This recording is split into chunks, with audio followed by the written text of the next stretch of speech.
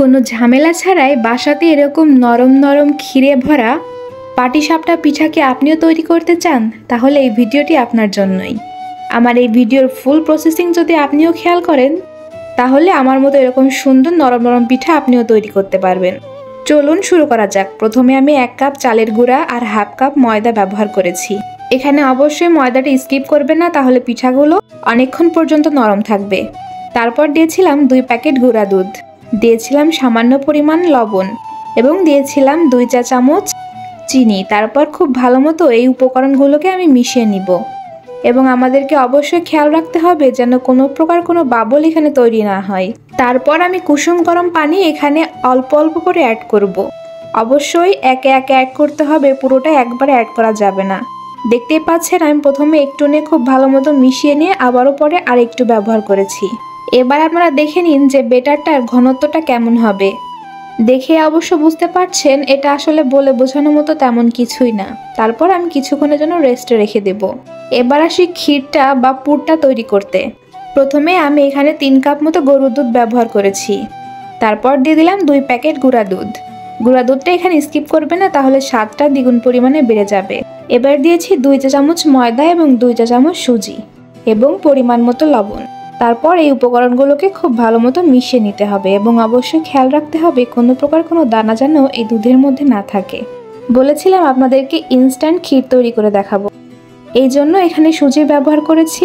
সুজিটা কিন্তু আমি এখানে ভেজে নিইনি। ভেজে না নেওয়ার কারণে এটা কিন্তু একদম মাখনের মতো একটা টেক্সচার হবে। এখানে যে সুজি ব্যবহার করেছি সেটা বোঝাই যাবে না। যাই হোক, তারপরে 2টা এলাচ এবং সামান্য পরিমাণে দারচিনি ব্যবহার করেছিলাম এবং দিয়ে দিয়েছি 2 চা চামচ চিনি। তারপর আবারও খুব ভালো মতো এখানে মিশিয়ে নিতে হবে। দেখতে পাচ্ছেন অনেকটা পরিমাণে ঘন হয়ে এসেছে।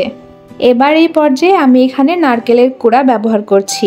আপনারা চাইলে শুধু এই ক্ষীরটা দিয়েও কিন্তু পিঠাটা তৈরি করতে পারেন, কিন্তু আমার কাছে নারকেল দেওয়া পুরটাই বেশি ভালো লাগে, এই কারণে এখানে আমি নারকেলটা ব্যবহার করেছি। নারকেল দেওয়ার পরে আবারও খুব ভালো মতো এগুলোকে মিশিয়ে নিতে হবে।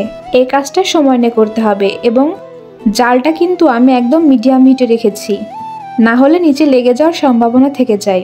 আমি এই পিঠাটার টেস্টটা বাড়ানোর জন্য এখানে গুড় ব্যবহার করেছি। আপনারা চাইলে চিনি দিয়েও পুরো পিঠাটা তৈরি করতে পারেন। এই গুড় দেওয়ার কারণে যেমন টেস্টটা ভালো হবে, তেমন কিন্তু কালারটাও খুব সুন্দর হবে। যাই হোক, এখানে যে যেমন চিনি খেতে বা মিষ্টি খেতে পছন্দ করেন সে সেমন গুড় অ্যাড করে নিতে পারেন। এবার এই সমস্ত উপকরণগুলো আমি খুব ভালো মতো মিশিয়ে নিব।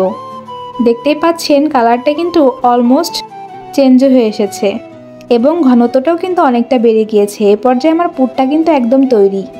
এবার আসি পিঠা তৈরিতে। প্যানটা খুব ভালো মতো গরম করে নিয়েছি। তারপর এখানে খুব সামান্য পরিমাণে তেল ব্যবহার করব। তেলটা ব্যবহার করার পর আবারও 2 মিনিট খুব সুন্দরভাবে তেলটা গরম করে নেব।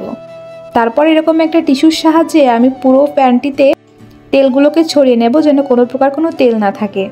এবার আমি বেটার থেকে কিছুটা বেটার এখানে দিয়ে দিব। তারপর খুব ভালো মতো এগুলোকে গোল করে নিব। আমি এখানে প্যানটা ঘুরিয়ে ঘুরিয়ে খুব ভালো মতো গোল করে নিয়েছি। তারপর আমি এখানে কিছুক্ষণের জন্য ঢাকনা দিয়ে রাখবো। যখন দেখবো এর কালারটা চেঞ্জ হয়ে এসেছে তখন বুঝবো আমার শীটটা কিন্তু তৈরি। এবার আমি কিছুটা পুর একদম এক পাশে ব্যবহার করে নিব। একদম পুরাপুরি কর্নারে ব্যবহার করিনি, যাতে উল্টানোর সুবিধা হয়।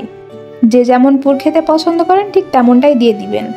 তারপর আমি খুব সুন্দরভাবে উল্টিয়ে উল্টিয়ে পিঠাটা তৈরি করে নিচ্ছি। দেখুন একদম কোনো ঝামেলা ছাড়াই পিঠাগুলো কিন্তু উঠে যাচ্ছে। আমার কিন্তু কোনো রকম কোনো প্রেসার দেওয়ার প্রয়োজন হচ্ছে না। তারপর আমি কিছুক্ষণ চেপে চেপে এগুলোকে আরেকটু জাল দিয়ে নেব। এই তো এখানে আমার পিঠাটা কিন্তু একদম তৈরি হয়ে গিয়েছে। একদম সেমভাবে আমি আরেকটি পিঠা এখানে তৈরি করে নিচ্ছিলাম। পিঠার ডোটা যদি পারফেক্ট হয় তাহলে পিঠাটা বানাতে কিন্তু কোনো প্রকার কোনো ঝামেলাই হয় না। আমার এই ভিডিওটি দেখে যদি আপনিও স্টেপ বাই স্টেপ ফলো করে পিঠাটা তৈরি করেন তাহলে কিন্তু আপনার পিঠাটাও একদম এরকম পারফেক্ট হবে। যাই হোক, কথা বলতে বলতে আমার এখানে আরেকটা পিঠাও তৈরি হয়ে গিয়েছে। এবার আমি একে একে সবগুলো পিঠা তৈরি করে নিয়েছি। দেখলেই বুঝতে পারবেন পিঠাগুলো একদম পারফেক্ট এবং নরম নরম হয়েছে। এই পিঠাটা কিন্তু আমি পরদিন বিকালেও খেয়েছিলাম। একদম নরম ছিল, কোনো প্রকার কোনো ফেটেও যায়নি আবার শক্তও হয়ে যায়নি, শুধুমাত্র ময়দাটা ব্যবহার করার কারণে। যাই হোক, আমার পিঠার রেসিপিটা কেমন লাগলো অবশ্যই কমেন্ট করে জানাতে ভুলবেন না। আজকে এই পর্যন্তই, দেখা হবে নেক্সট ভিডিওতে এবং পরবর্তী ভিডিও পেতে পেজটিকে ফলো করে পাশে থাকবেন। Thanks for watching.